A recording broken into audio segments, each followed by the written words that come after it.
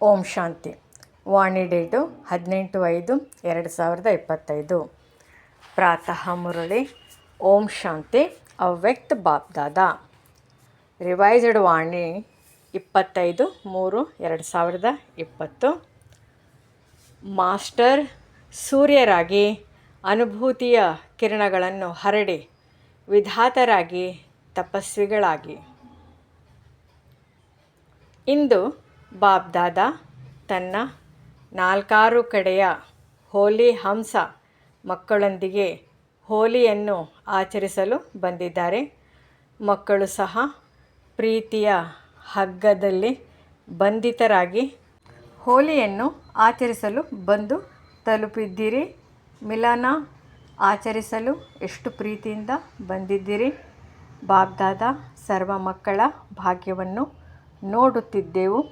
ಎಷ್ಟು ಶ್ರೇಷ್ಠ ಭಾಗ್ಯವಾಗಿದೆ. ಎಷ್ಟು ಪವಿತ್ರರೋ ಅಷ್ಟೇ ಶ್ರೇಷ್ಠರೂ ಆಗಿದ್ದೀರಿ. ಇಡೀ ಕಲ್ಪದಲ್ಲಿ ನೋಡಿದಾಗ ತಮ್ಮೆಲ್ಲರ ಭಾಗ್ಯಕ್ಕಿಂತ ಶ್ರೇಷ್ಠ ಭಾಗ್ಯವು ಮತ್ಯಾರಿಗೂ ಇಲ್ಲ. ತಮ್ಮ ಭಾಗ್ಯವನ್ನು ಅರಿತುಕೊಂಡಿದ್ದೀರಲ್ಲವೇ. ವರ್ತಮಾನ ಸಮಯದಲ್ಲಿಯೂ ಪರಮಾತ್ಮನ ಪಾಲನೆ, ಪರಮಾತ್ಮನ ವಿದ್ಯೆ ಮತ್ತು ಪರಮಾತ್ಮನ ವರದಾನಗಳಿಂದಲೇ ಪಾಲನೆಯನ್ನು ಪಡೆಯುತ್ತಿದ್ದೀರಿ. ಭವಿಷ್ಯದಲ್ಲಿಯೂ ವಿಶ್ವದ ರಾಜ್ಯಾಧಿಕಾರಿಗಳಾಗುವಿರಿ. ಆಗಲೇಬೇಕಾಗಿದೆ. ಇದು ನಿಶ್ಚಿತವಾಗಿದೆ. ನಿಶ್ಚಯವೂ ಇದೆ. ನಂತರದಲ್ಲಿ ತಾವು ಪೂಜ್ಯರಾದಾಗಲೂ ಸಹ ತಾವು ಶ್ರೇಷ್ಠ ಆತ್ಮಗಳಿಗಾಗಿ ವಿಧಿಪೂರ್ವಕ ಪೂಜೆಯು ಮತ್ಯಾರಿಗೂ ಆಗುವುದಿಲ್ಲ. ಅಂದ ಮೇಲೆ ವರ್ತಮಾನ, ಭವಿಷ್ಯ ಮತ್ತು ಪೂಜ್ಯ ಸ್ವರೂಪದಲ್ಲಿಯೂ ಸಹ ಹೈಯೆಸ್ಟ್ ಅಥಾರ್ತ್ ಅತಿ ಶ್ರೇಷ್ಠರಾಗಿದ್ದೀರಿ. ತಮ್ಮ ಜಡಚಿತ್ರಗಳಿಗೂ ಸಹ ಪ್ರತಿಯೊಂದು ಕರ್ಮದ ಪೂಜೆಯು ನಡೆಯುತ್ತದೆ. ಅನೇಕ ಧರ್ಮಪಿತರು, ಮಹಾತ್ಮರು ಇದ್ದು ಹೋಗಿದ್ದಾರೆ. ಆದರೆ ಇಂತಹ ವಿಧಿಪೂರ್ವಕ ಪೂಜೆಯು ತಾವು ಶ್ರೇಷ್ಠಾತಿ ಶ್ರೇಷ್ಠ ಪರಮಾತ್ಮನ ಮಕ್ಕಳಿಗೆ ಆಗುತ್ತದೆ. ಏಕೆಂದರೆ ಈ ಸಮಯದಲ್ಲಿ ಪ್ರತಿಯೊಂದು ಕರ್ಮದಲ್ಲಿ ಕರ್ಮಯೋಗಿಯಾಗಿ ಕರ್ಮ ಮಾಡುವ ವಿಧಿಯ ಫಲವಾಗಿ ಪೂಜೆಯು ವಿಧಿಪೂರ್ವಕವಾಗಿ ನಡೆಯುತ್ತದೆ. ಈ ಸಂಗಮದ ಸಮಯದ ಪುರುಷಾರ್ಥಕ್ಕೆ ಪ್ರಾರಬ್ಧವೂ ಸಿಗುತ್ತದೆ. ಅಂದಾಗ ಶ್ರೇಷ್ಠಾತಿ ಶ್ರೇಷ್ಠ ಭಗವಂತನು ತಾವು ಮಕ್ಕಳಿಗೂ ಸಹ ಶ್ರೇಷ್ಠಾತಿ ಶ್ರೇಷ್ಠ ಪ್ರಾಪ್ತಿಗಳನ್ನು ಮಾಡಿಸುತ್ತಾರೆ. ಹೋಲಿ ಅರ್ಥಾತ್ ಪವಿತ್ರತೆ. ನೀವು ಪವಿತ್ರರೂ ಆಗಿದ್ದೀರಿ, ಶ್ರೇಷ್ಠರೂ ಆಗಿದ್ದೀರಿ. ಈ ಬ್ರಾಹ್ಮಣ ಜೀವನದ ತಳಹದಿಯೇ ಪವಿತ್ರತೆಯಾಗಿದೆ. ಸಂಕಲ್ಪ ಮಾತ್ರದಲ್ಲಿನ ಅಪವಿತ್ರತೆಯೂ ಸಹ ಶ್ರೇಷ್ಠರಾಗಲು ಬಿಡುವುದಿಲ್ಲ. ಪವಿತ್ರತೆಯು ಸುಖ ಶಾಂತಿಯ ಜನನಿಯಾಗಿದೆ. ಪವಿತ್ರತೆಯು ಸರ್ವ ಪ್ರಾಪ್ತಿಗಳಿಗೆ ಬೀಗದ ಕೈ ಆಗಿದೆ. ಆದ್ದರಿಂದ ತಮ್ಮೆಲ್ಲರ ಸ್ಲೋಗನ್ ಇದೇ ಆಗಿದೆ, ಪವಿತ್ರರಾಗಿ ಯೋಗಿಗಳಾಗಿ. ಈ ಹೋಲಿ ಹಬ್ಬವೂ ಸಹ ನೆನಪಾರ್ಥವಾಗಿ. ಇದರಲ್ಲಿಯೂ ನೋಡಿ, ಮೊದಲು ಸುಡುತ್ತಾರೆ, ನಂತರ ಆಚರಿಸುತ್ತಾರೆ. ಸುಡದ ಹೊರತು ಆಚರಿಸುವುದಿಲ್ಲ. ಅಪವಿತ್ರತೆಯನ್ನು ಸುಡುವುದಾಗಿದೆ. ಯೋಗದ ಅಗ್ನಿಯ ಮೂಲಕ ಅಪವಿತ್ರತೆಯನ್ನು ಸುಡುತ್ತೀರಿ. ಅದರ ನೆನಪಾರ್ಥವಾಗಿ ಅವರು ಸ್ಥೂಲವಾದ ಬೆಂಕಿಯಲ್ಲಿ ಸುಡುತ್ತಾರೆ ಮತ್ತು ಸುಟ್ಟ ನಂತರ ಪವಿತ್ರರಾದಾಗ ಖುಷಿಯನ್ನು ಆಚರಿಸುತ್ತಾರೆ. ಇಲ್ಲಿ ಪವಿತ್ರರಾಗುವ ನೆನಪಾರ್ಥವಾಗಿ ಅವರು ಮಿಲನವನ್ನು ಆಚರಿಸುತ್ತಾರೆ. ಏಕೆಂದರೆ ತಾವೆಲ್ಲರೂ ಯಾವಾಗ ಅಪವಿತ್ರತೆಯನ್ನು ಸುಡುವಿರೋ, ಪರಮಾತ್ಮನ ಸಂಘದ ರಂಗಿನಲ್ಲಿ ಕೆಂಪಗಾಗಿ ಬಿಡುತ್ತೀರೋ, ಆಗ ಸರ್ವ ಆತ್ಮಗಳ ಪ್ರತಿ ಶುಭ ಭಾವನೆ, ಶುಭ ಕಾಮನೆಯ ಮಿಲನವನ್ನು ಆಚರಿಸುತ್ತೀರಿ. ಇದರ ನೆನಪಾರ್ಥವಾಗಿ ಅವರು ಮಂಗಲ ಮಿಲನವನ್ನು ಆಚರಿಸುತ್ತಾರೆ. ಆದ್ದರಿಂದ ಬಾಪ್ದಾದ ಎಲ್ಲ ಮಕ್ಕಳಿಗೆ ಇದೇ ಸ್ಮೃತಿಯನ್ನು ತರಿಸುತ್ತೇವೆ. ಸದಾ ಪ್ರತಿಯೊಬ್ಬರಿಂದ ಆಶೀರ್ವಾದವನ್ನು ತೆಗೆದುಕೊಳ್ಳಿ ಮತ್ತು ಆಶೀರ್ವಾದವನ್ನು ಕೊಡಿ. ತಮ್ಮ ಆಶೀರ್ವಾದಗಳ ಶುಭ ಭಾವನೆಯಿಂದ ಮಂಗಲ ಮಿಲನವನ್ನು ಆಚರಿಸಿ. ಏಕೆಂದರೆ ಒಂದು ವೇಳೆ ಯಾರಾದರೂ ಶಾಪವನ್ನು ಕೊಡಲೂಬಹುದು. ಆದರೆ ಅವರು ಅಪವಿತ್ರತೆಯಿಂದ ಪರವಶರಾಗಿದ್ದಾರೆ. ಆದರೆ ಒಂದು ವೇಳೆ ತಾವು ಶಾಪವನ್ನು ಮನಸ್ಸಿನಲ್ಲಿ ಅಳವಡಿಸಿಕೊಳ್ಳುತ್ತೀರೆಂದರೆ ನೀವು ಖುಷಿಯಾಗಿರಲು ಸಾಧ್ಯವೇ? ಸುಖಿಯಾಗಿರುತ್ತೀರಾ? ಅಥವಾ ವ್ಯರ್ಥ ಸಂಕಲ್ಪಗಳ ಏಕೆ, ಏನು, ಹೇಗೆ, ಯಾರು ಈ ದುಃಖದ ಅನುಭವ ಮಾಡುತ್ತೀರಾ. ಶಾಪವನ್ನು ತೆಗೆದುಕೊಳ್ಳುವುದು ಅರ್ಥಾತ್ ತಮಗೂ ಸಹ ದುಃಖ ಮತ್ತು ಅಶಾಂತಿಯ ಅನುಭವ ಮಾಡಿಸುವುದು. ಆಗ ಸುಖವನ್ನು ಕೊಡಿ, ಸುಖವನ್ನು ಪಡೆಯಿರಿ ಎಂದು ಬಾಬ್ ದಾದಾರವರ ಯಾವ ಶ್ರೀಮತವಿದೆಯೋ ಅದರ ಉಲ್ಲಂಘನೆಯಾಗಿಬಿಡುತ್ತದೆ. ಆದ್ದರಿಂದ ಈಗ ಎಲ್ಲ ಮಕ್ಕಳು ಆಶೀರ್ವಾದವನ್ನು ಕೊಡುವುದು ಮತ್ತು ಆಶೀರ್ವಾದ ತೆಗೆದುಕೊಳ್ಳುವುದನ್ನು ಕಲಿತು ಬಿಟ್ಟಿದ್ದೀರಲ್ಲವೇ? ಕಲಿತಿದ್ದೀರಾ? ಪ್ರತಿಜ್ಞೆ ಮತ್ತು ದೃಢತೆಯಿಂದ ಪ್ರತಿಜ್ಞೆ ಮಾಡಿ. ಸುಖವನ್ನು ಕೊಡಬೇಕು ಮತ್ತು ಸುಖವನ್ನೇ ತೆಗೆದುಕೊಳ್ಳಬೇಕಾಗಿದೆ. ಆಶೀರ್ವಾದ ಕೊಡಬೇಕು ಮತ್ತು ತೆಗೆದುಕೊಳ್ಳಬೇಕಾಗಿದೆ. ಈ ಪ್ರತಿಜ್ಞೆವಿದೆಯೇ? ಸಾಹಸವಿದೆಯೇ? ಆಶೀರ್ವಾದ ತೆಗೆದುಕೊಳ್ಳುತ್ತೇನೆ, ಆಶೀರ್ವಾದ ಕೊಡುತ್ತೇನೆ ಎಂದು ಯಾರು ಇಂದಿನಿಂದಲೇ ದೃಢತೆಯ ಸಂಕಲ್ಪವನ್ನು ತೆಗೆದುಕೊಳ್ಳುವ ಸಾಹಸವಿದೆಯೋ ಅವರು ಕೈಯನ್ನೆತ್ತಿರಿ. ಪಕ್ಕಾ ಇದೆಯೇ?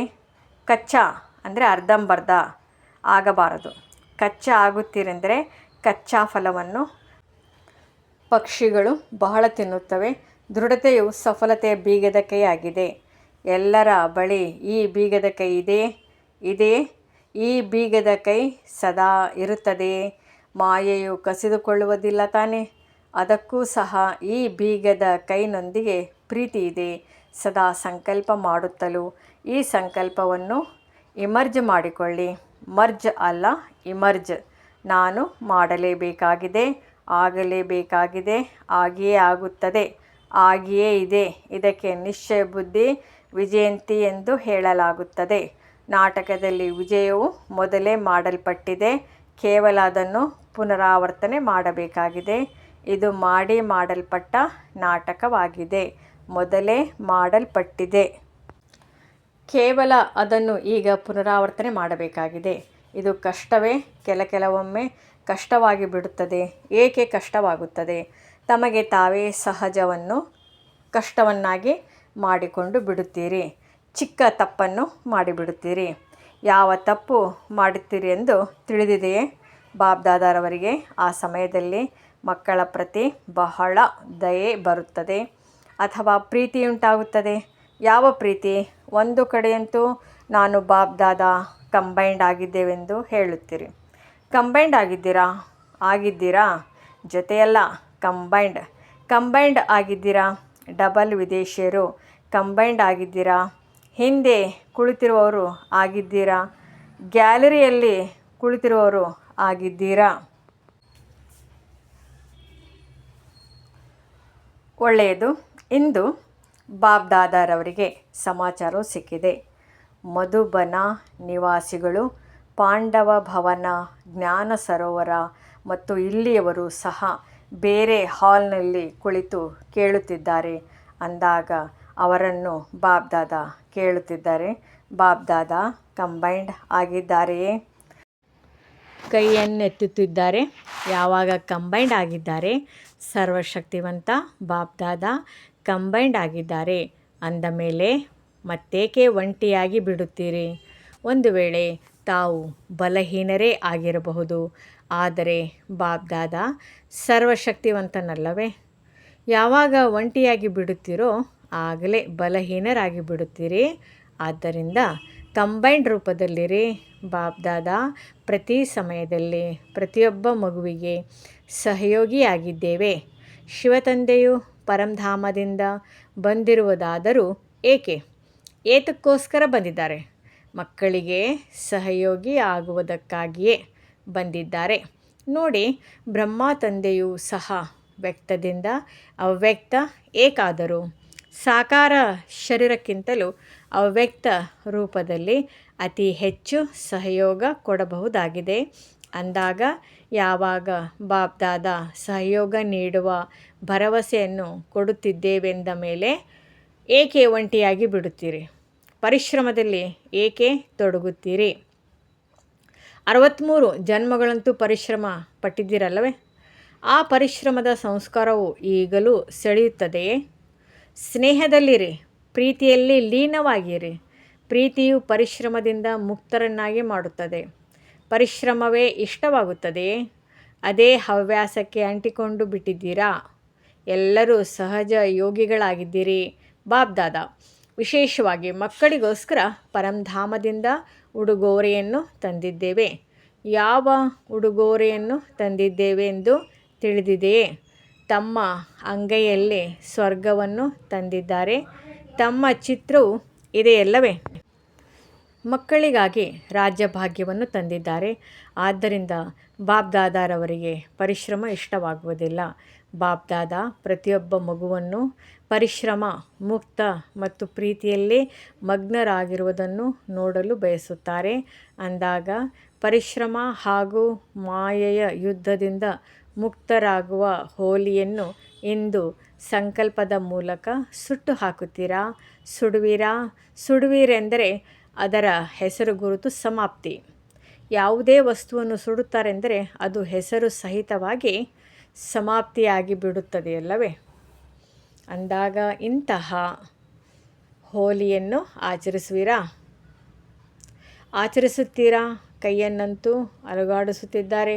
ಬಾಬ್ದಾದ ಕೈಗಳನ್ನು ನೋಡಿ ಖುಷಿ ಪಡುತ್ತಿದ್ದಾರೆ.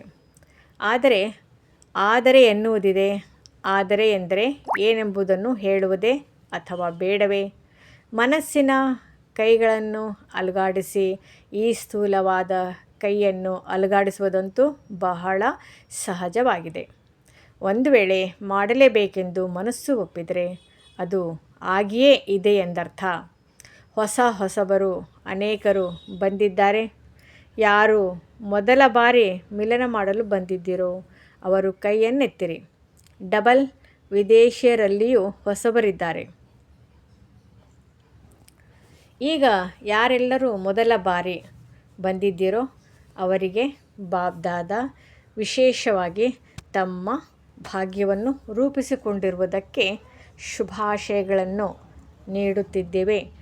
ಆದರೆ ಈ ಶುಭಾಶಯಗಳನ್ನು ಸ್ಮೃತಿಯಲ್ಲಿಟ್ಟುಕೊಳ್ಳಿ ಮತ್ತು ಸದಾ ಈ ಲಕ್ಷ್ಯವನ್ನಿಟ್ಟುಕೊಳ್ಳಿ.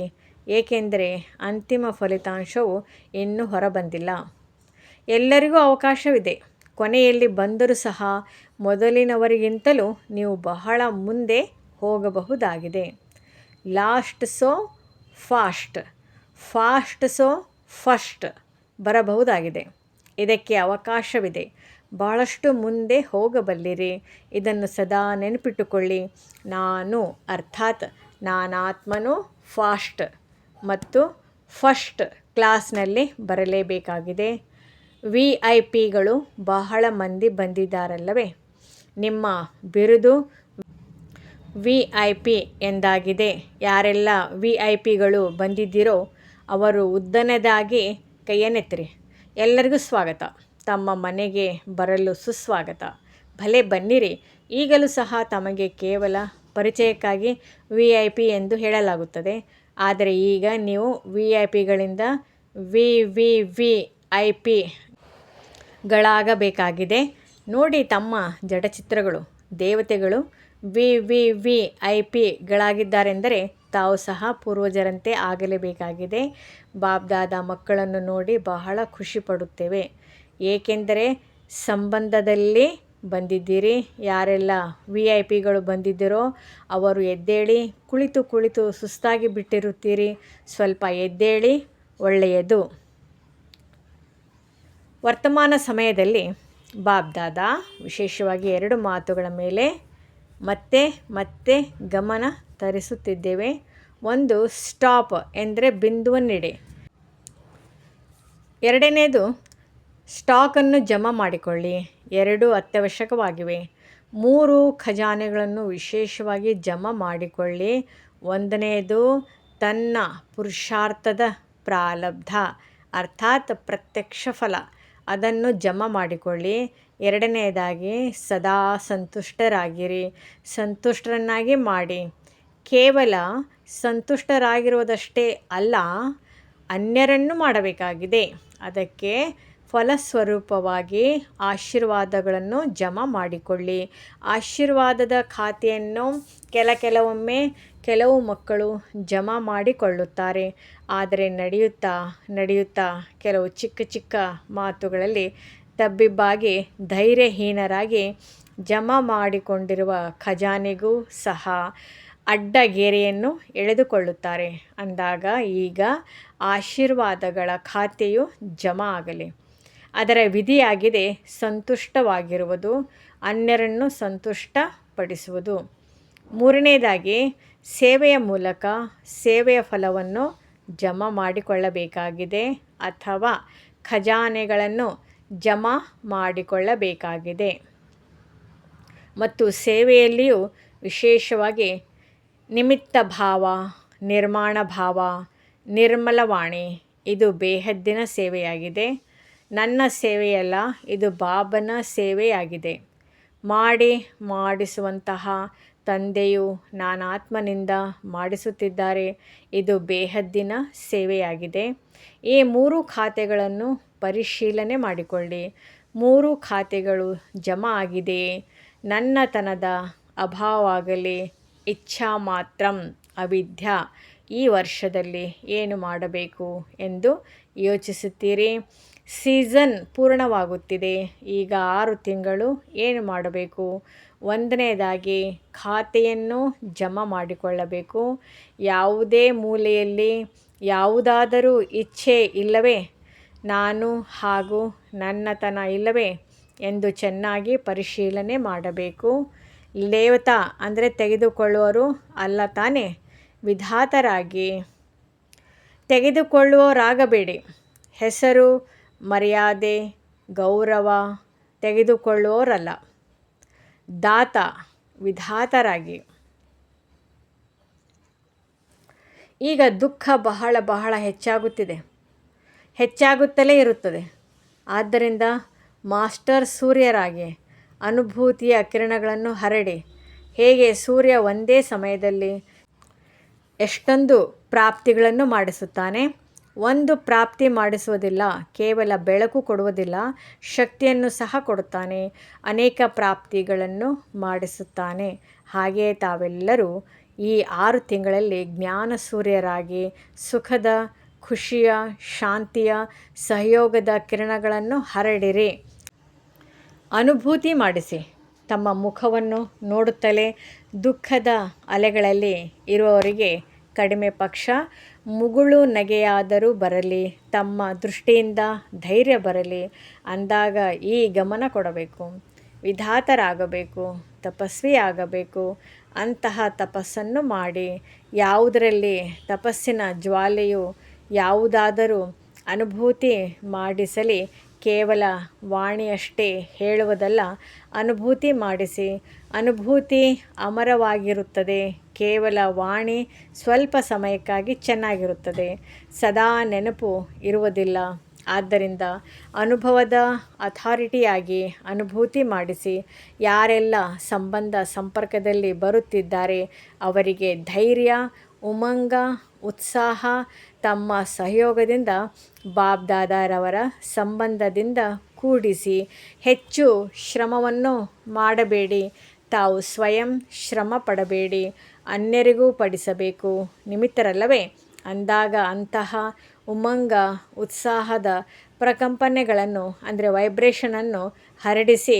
ಯಾವುದರಲ್ಲಿ ಗಂಭೀರವಾಗಿರುವವರೂ ಸಹ ಉಮಂಗ, ಉತ್ಸಾಹದಲ್ಲಿ ಬರಲಿ.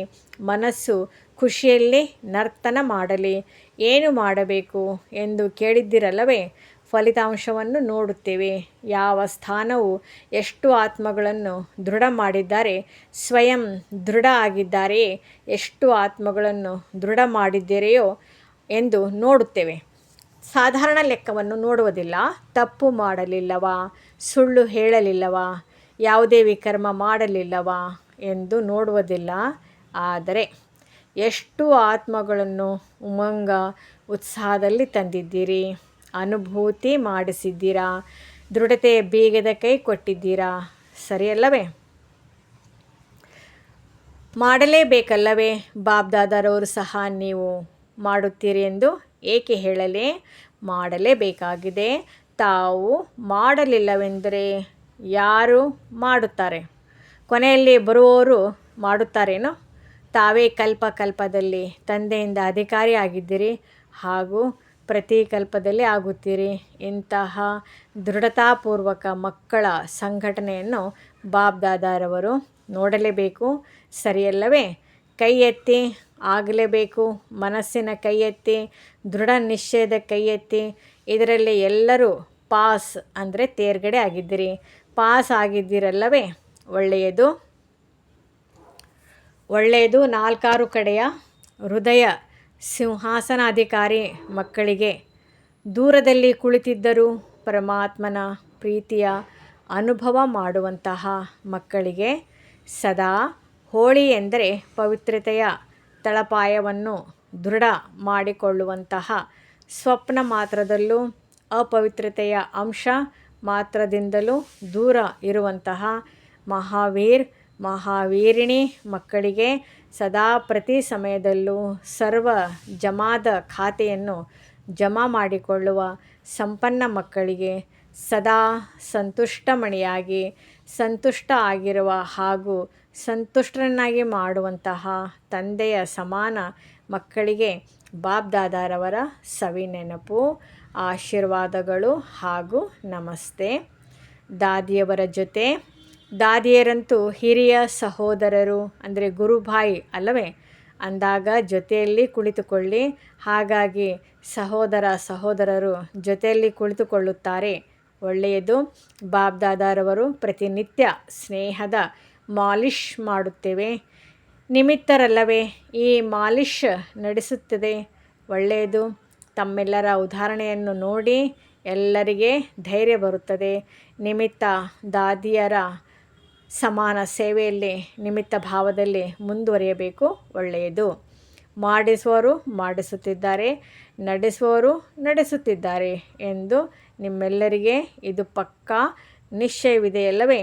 ಈ ನಿಮಿತ್ತ ಭಾವವು ಸೇವೆಯನ್ನು ಮಾಡಿಸುತ್ತದೆ. ನನ್ನತನವಿದೆಯೇ? ಯಾವುದೇ ರೀತಿಯಲ್ಲಿ ನನ್ನತನ ಬರುತ್ತದೆಯೇನು? ಒಳ್ಳೆಯದು. ಇಡೀ ವಿಶ್ವದ ಮುಂದೆ ನಿಮಿತ್ತ ಉದಾಹರಣೆ ಆಗಿದ್ದೀರಲ್ಲವೇ? ಹಾಗಾಗಿ ಬಾಬ್ದಾದಾರವರು ಸಹ ಸದಾ ವಿಶೇಷವಾಗಿ ಪ್ರೀತಿ ಮತ್ತು ಆಶೀರ್ವಾದಗಳನ್ನು ಕೊಡುತ್ತಲೇ ಇರುತ್ತೇವೆ.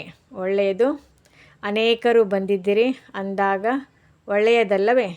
ಕೊನೆಯ ಸರದಿ ತೀಕ್ಷ್ಣವಾಗಿ ಮುಂದೆ ಹೋಗಿದೆ. ಒಳ್ಳೆಯದು. ಡಬಲ್ ವಿದೇಶಿ ಮುಖ್ಯ ಶಿಕ್ಷಕಿಯರೊಂದಿಗೆ ಎಲ್ಲರೂ ಕೂಡಿ ಎಲ್ಲರ ಪಾಲನೆ ಮಾಡುವುದಕ್ಕೆ ನಿಮಿತ್ತರಾಗುತ್ತೀರಿ. ಇದು ಬಹಳ ಒಳ್ಳೆಯ ಪಾತ್ರವನ್ನು ಅಭಿನಯಿಸುತ್ತೀರಿ. ಸ್ವಯಂ ರಿಫ್ರೆಶ್ ಆಗುತ್ತೀರಿ ಹಾಗೂ ಅನ್ಯರನ್ನು ಸಹ ರಿಫ್ರೆಶ್ ಮಾಡುತ್ತೀರಿ. ಒಳ್ಳೆಯ ಕಾರ್ಯಕ್ರಮ ಮಾಡುತ್ತೀರಿ. ಬಾಬ್ದಾದಾರವರಿಗೆ ಇಷ್ಟವಿದೆ. ಸ್ವಯಂ ರಿಫ್ರೆಶ್ ಅಂದಾಗ ಅನ್ಯರನ್ನು ರಿಫ್ರೆಶ್ ಮಾಡುತ್ತೀರಿ. ಬಹಳ ಒಳ್ಳೆಯದು. ಎಲ್ಲರೂ ತಮ್ಮ ರಿಫ್ರೆಶ್ಮೆಂಟ್ ಚೆನ್ನಾಗಿ ಮಾಡಿಕೊಂಡಿದ್ದೀರಿ. ಬಾಬ್ದಾದ ಖುಷಿ ಪಡುತ್ತೇವೆ. ಬಹಳ ಒಳ್ಳೆಯದು. ವರದಾನ. ಜ್ಞಾನಪೂರ್ಣ ಸ್ಥಿತಿಯ ಮೂಲಕ ಪುರುಷಾರ್ಥಿಗಳನ್ನು ಪಾರು ಮಾಡುವಂತಹ ಅಂಗದ ಸಮಾನ ಅಚಲ ಅಡೋಲ ಭವ. ರಾವಣ ರಾಜ್ಯದ ಯಾವುದೇ ಪರಿಸ್ಥಿತಿ ಅಥವಾ ವ್ಯಕ್ತಿ ಸ್ವಲ್ಪವೂ ಸಂಕಲ್ಪ ರೂಪದಲ್ಲಿಯೂ ಸಹ ಅಲುಗಾಡಿಸಲು ಸಾಧ್ಯವಿರಬಾರದು. ಈ ರೀತಿ ಅಚಲ ಅಡೋಲ ಭವದ ವರದಾನಿಗಳಾಗಿ, ಏಕೆಂದರೆ ಯಾವುದೇ ವಿಘ್ನ ಬೀಳಿಸಲು ಅಲ್ಲ, ಬದಲಾಗಿ ಶಕ್ತಿಶಾಲಿಗಳನ್ನಾಗಿ ಮಾಡಲು ಬರುತ್ತದೆ. ಜ್ಞಾನಪೂರ್ಣರು ಎಂದು ಪೇಪರ್ ನೋಡಿ ತಬ್ಬಿಬ್ಬಾಗುವುದಿಲ್ಲ. ಮಾಯೆ ಯಾವುದಾದರೂ ರೂಪದಲ್ಲಿ ಬರಬಹುದು. ಆದರೆ ನೀವು ಯೋಗಾಗ್ನಿಯಿಂದ ಪ್ರಜ್ವಲ ಮಾಡಿಕೊಂಡಿರಿ. ಜ್ಞಾನಪೂರ್ಣ ಸ್ಥಿತಿಯಲ್ಲಿರಿ. ಆಗ ಎಲ್ಲ ವಿಘ್ನ ಸ್ವತಃ ಸಮಾಪ್ತಿಯಾಗಿ ಬಿಡುತ್ತದೆ ಮತ್ತು ನೀವು ಅಚಲ ಅಡೋಲ ಸ್ಥಿತಿಯಲ್ಲಿ ಸ್ಥಿತರಾಗುವಿರಿ. ಸ್ಲೋಗನ್. ಶುದ್ಧ ಸಂಕಲ್ಪದ ಖಜಾನೆಯ ಜಮಾ ಆಗುತ್ತಿದ್ದಾಗ ವ್ಯರ್ಥ ಸಂಕಲ್ಪಗಳಲ್ಲಿ ಸಮಯ ಹೋಗುವುದಿಲ್ಲ. ಅವ್ಯಕ್ತ ಸೂಚನೆ. ಆತ್ಮಿಕ ಘನತೆ ಮತ್ತು ಪವಿತ್ರತೆಯ ವ್ಯಕ್ತಿತ್ವವನ್ನು ಧಾರಣೆ ಮಾಡಿ.